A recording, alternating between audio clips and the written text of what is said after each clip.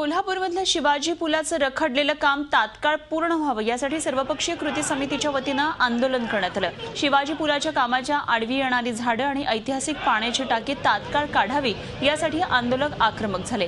त्यानंतर कोल्हापूर महापालिकेचे अधिकारी घटनास्थळी दाखल झाले। यावेळी काही संतप्त आंदोलक अधिकाऱ्यांच्या अंगावरही धावून गेले। त्यानंतर आंदोलकांनी रास्ता रोकोही केला, तर आंदोलकांनी महापालिकेच्या जेसीबीच्या सहाय्यानं पुलाच्या मध्ये येणारे अडथळे हटवावेत, तसंच काही झाडंही तोडण्याचा प्रयत्न केला। या सगळ्या घटनाक्रमामुळे तिथे काही काळ तणावाचं वातावरण होतं।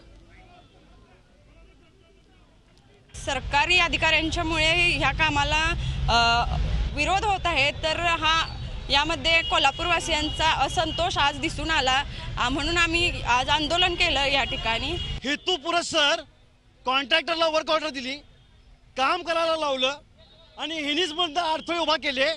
आता काम बंद आहे। आता ह्या कॉन्ट्रॅक्टरला कॉस्ट एस्केलेशन हे जनतेच्या खिशामधले कात्री लावून पैसे देणार। काम अपूर्ण केलेले पैसे पंचगंगेमध्ये वाहून गेले। झी 24 तास रहा एक पाऊल पुढे।